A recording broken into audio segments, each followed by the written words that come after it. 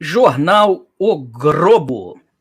General da Rússia sabia de planos de rebelião do grupo Wagner, diz inteligência dos Estados Unidos. Aonde?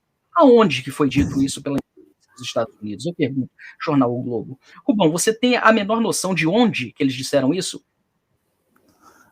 Olha, está sendo um banho de desinformação a respeito desse conflito da Rússia aqui, meu amigo.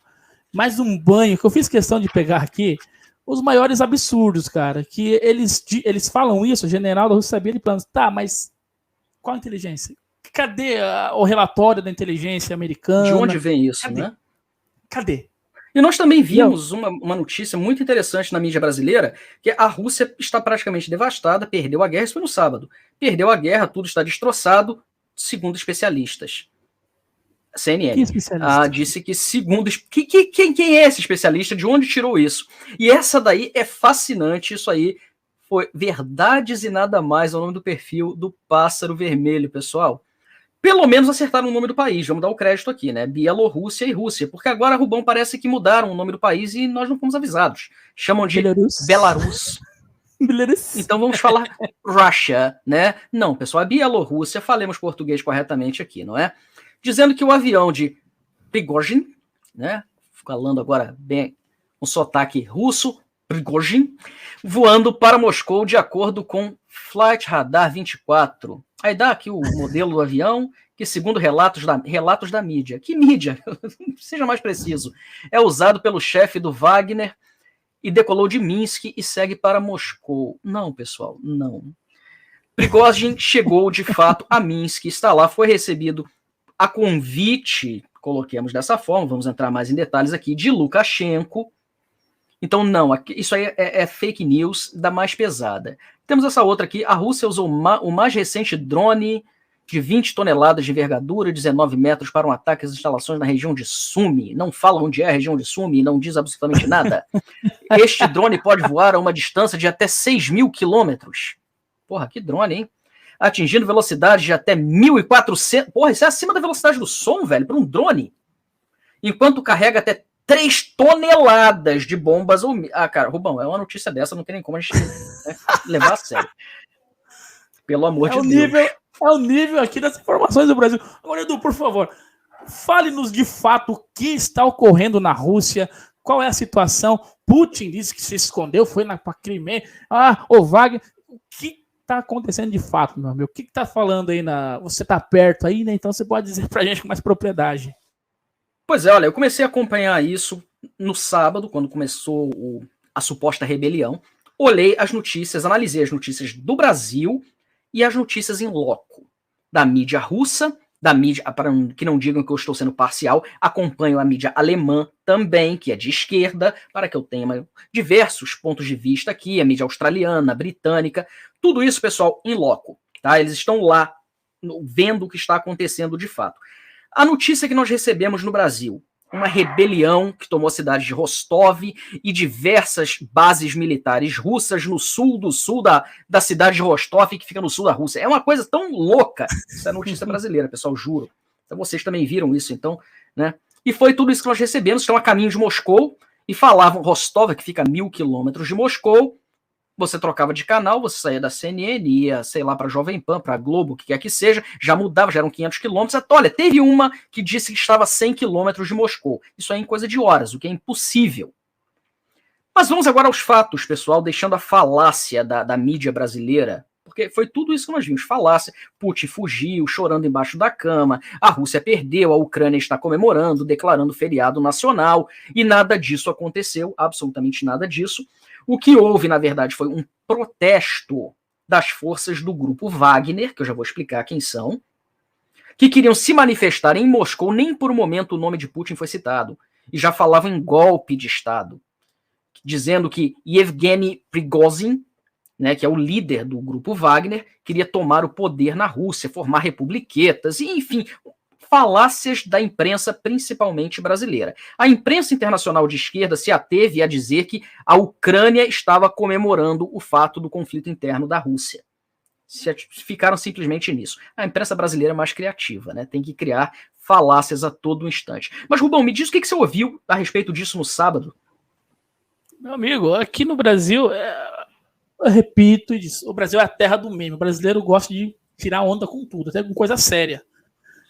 E aqui o que estavam dizendo é que Putin fugiu, Putin estava sendo caçado por esse líder, que Moscou estava prestes a ser tomada, né?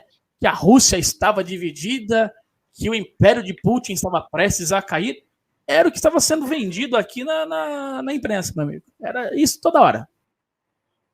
Pois é, absurdo. E aí mostravam imagens direto de Moscou, ali das arredores do Kremlin. É claro que o Kremlin estava protegido militarmente. É sempre assim, pessoal. Eu estive na Rússia em 2016. Eu fui a Moscou. E o Kremlin já era todo protegido. Ah, mas era por causa da Crimeia. A Crimeia foi em 2014, não teve nada a ver com Moscou. É longe pra cacete. Aquilo ali sempre foi protegido militarmente. É uma região altamente militarizada. Então não tem novidade alguma. Claro, os jornalistas mostraram, jornalistas sérios. Tá, o que você acha? Perguntava ali aos transeuntes. Não estão vendo nada diferente, não tem nada acontecendo aqui.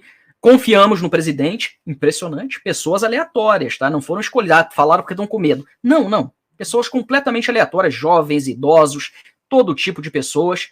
Confiamos no presidente, ele tomará a decisão correta, o que quer que esteja acontecendo, que nós não estamos nem sabendo. Para você ver a repercussão. E no restante da Europa também não foi uma coisa tão grandiosa, não. Começou depois, no domingo, que começou a ficar a coisa maior, mas já tinha acabado a suposta rebelião. Mas, pessoal, vamos falar aqui rapidamente, dar um panorama do que a gente está falando aqui, né? Porque Grupo Wagner, Prigozhin, ninguém sabe quem é. O Grupo Wagner, na verdade, é um grupo paramilitar privado que fornece exércitos de mercenários, podemos dizer assim. Eles fazem isso por dinheiro unicamente. Não só para a Rússia é o principal cliente, onde se originou essa empresa, mas eles fornecem esse tipo de serviço para o Oriente Médio, para mais de 17 países na África, foram muito presentes na Síria, e eles são muito inteligentes no que diz respeito a fazer dinheiro, gerar lucro em cima disso. Por exemplo, na Síria, quando eles tiveram que defender todas as bases de petróleo do Estado Islâmico, dos curdos, o trato era o seguinte: nós liberamos isso, nós tomamos isso para o governo sírio, mas 25% do que quer que seja feito em lucro destas reservas de petróleo é nosso. Olha isso, Rubão. Na República Centro-Africana, onde eles tinham uma das maiores presenças militares, mais de 20 mil homens. Porque minas de diamante. E o trato é exatamente o mesmo. Nós tomamos as minas, os rebeldes não chegam aqui, mas 25% do lucro é nosso. Então eles fazem bilhões de dólares. E o pagamento de cada soldado, inclusive tem muitos brasileiros que estão lá, é na faixa de 3 mil dólares por mês, ou seja, nada comparado ao lucro. E com esse conflito, e teve o conflito da Crimeia, que foram eles que conquistaram a Crimeia para a Rússia, foram pagos pelo Estado russo. E a mesma coisa se aplica na Ucrânia agora. Tivemos hoje um depoimento do presidente Putin que disse: o Grupo Wagner é parceiro do Estado, já pagamos mais de $1 bilhão, equivalente em rubles, a moeda russa, para este grupo, então nós temos muita participação no lucro deles, e por conseguinte temos muito conhecimento do que está acontecendo. Então, esse é o Grupo Wagner, e o líder desse Grupo Wagner, chamado de o cozinheiro de Putin, né, porque de fato ele era um cozinheiro, tem uma cadeia de restaurantes, e também é responsável pelo catering, por todo o fornecimento de comida para o Kremlin, para o exército russo, para as escolas públicas da Rússia, hospitais, ou seja, bilhões e bilhões movimentados em parceria com o Estado. Então, Putin sabe muito bem com quem ele está lidando. Prigozhin não é um estranho para ele, nem por um momento, pessoal, eu falo aqui, durante essa suposta rebelião, Putin falou o nome Prigozhin e Prigozhin falou o nome Putin, nem por um momento. Mas, passando agora para Rubão, eu quero saber qual foi a notícia que chegou no Brasil em relação ao que a gente acabou de falar agora. Exato. E isso que você nos relatou aqui, Edu, não chegou no Brasil. Essas informações que você deu aqui não teve em Globo, em Band, em Record, em nenhum local, essas informações precisas e verdadeiras, porque aqui a gente estava tendo a imagem de que estava acontecendo o quê? Um conflito entre Putin e o líder do Wagner por disputa de território. Era isso que estava chegando aqui. O líder do Wagner quer pegar as cidades-chaves da Rússia e distribuir para os seus líderes para formar ali um Estado separados, separatistas. Era isso que estava sendo dito aqui. Era uma informação totalmente desconexa com a realidade. Não tinha fundamento. E você vê o nível de desinformação, né? Cadê o pessoal do TSE que cuida da desinformação? Que cuida aí. Isso não é fake news. Essas falácias não são fake news, né? Cadê o STF para intervir neste momento? Não tem, cara. Não tem. Não tem. Infelizmente é isso que acontece. Mas você que está acompanhando aqui o Full Time News está sendo bombardeado agora com informações verídicas. Com a verdade. Agora, como nós sempre, em todo o nosso trabalho, não só aqui no Full Time News, mas durante todo o nosso trabalho, a gente sempre trouxe a verdade, doa a quem doer, não é? E outro fato aqui. Então, iniciou-se essa suposta rebelião no sábado. 8 horas mais tarde já estava praticamente dissipada. Mas o presidente Putin fez um pronunciamento dizendo que isso era um ato terrorista, se de fato fosse isso, e os responsáveis seriam punidos severamente. No que entra aqui nessa participação toda, Lukashenko, que é o presidente da Bielorrússia, que teve um papel de protagonista em um lugar tanto quanto apagado, praticamente um fantoche da Rússia, que é a Bielorrússia, e Lukashenko ofereceu ali para ser mediador do incidente e abriu as portas da Bielorrússia para Prigozhin e todos os outros soldados que assim quisessem ir para a Bielorrússia e não seriam, então, perseguidos ou processados ou absolutamente nada disso na Rússia.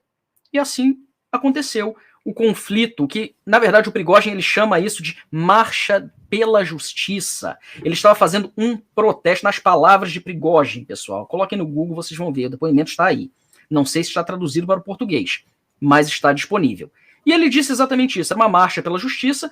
A revolta dele, na verdade, foi com o ministro da Justiça russo, porque, segundo ele, um acampamento do grupo Wagner havia sido atacado na Ucrânia e mais de 20 soldados morreram.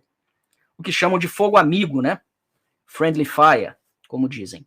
Aconteceu um incidente lamentável, porque eram aliados, mas isso os revoltou e por conta disso houve a marcha pela justiça. Mas foi isso, pessoal. E uma vez que Putin fez um pronunciamento de 5 minutos, todos se dissiparam, não tinha mais ninguém revoltado ali. E o que nós vimos, as imagens que mostram muito de Rostkov, é que as pessoas estavam tirando fotos com esses soldados do grupo Wagner, como se estivessem celebrando a presença deles. Eles não são odiados, eles são russos, são patriotas. Na verdade, Rubão, a coisa mais irônica, eles são ultranacionalistas. O fundador do grupo Wagner tem 2 tatuagens da SS no peito. Para você ter uma ideia. Então eles não são gente boazinha, não. Eu não sei se a Ucrânia estava comemorando isso. Nós vimos um depoimento do Palhacinho, o presidente da Ucrânia, muito feliz que a Rússia está tendo um conflito interno. Se esses caras tomassem o poder num universo paralelo, a primeira coisa que eles fariam seria explodir as ogivas nucleares contra a Ucrânia, que eles não têm simpatia alguma. Então não há nada para comemorar aqui, pessoal. O único ponto, e continuo dizendo hoje, a falácia continua da esquerda internacional e brasileira, que Putin está enfraquecido. A Rússia mostrou a sua fraqueza. Mais uma vez, isso não é verdade, pessoal. A única preocupação que a Rússia expressou é porque existem paralelos que podem ser traçados com a Revolução Russa de 1917. O que muito me intriga, Putin, um comunista na essência, está preocupado com a Revolução Comunista. Mas é a única ressalva que houve aqui. Caso contrário, está tudo normal, o conflito permanece, mas os russos também permanecem da forma que estavam antes do último sábado. Então, Rubão, ainda paira alguma dúvida da realidade do evento?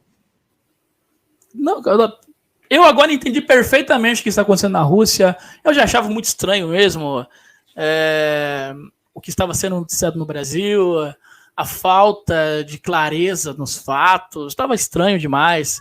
Até pelos pronunciamentos do próprio Putin, cara. Estava estranho, mas ficou claro para mim. Espero que para você também seja claro, meus amigos. Rapidamente, no domingo, Prigozhin também fez um outro pronunciamento dizendo para todos os soldados, todos os soldados que estavam na marcha pela justiça, que retornassem aos seus postos na Ucrânia, que continuassem lutando pela mãe Rússia. Então tá aqui, falácias desbancadas, trouxemos aqui em primeira mão para vocês e fiquem ligados, porque a gente vai estar sempre trazendo a verdade em loco para vocês. Tudo que eu puder fazer para pegar a notícia do modo que ela acontece, onde acontece, eu farei e trarei aqui em primeira mão para vocês.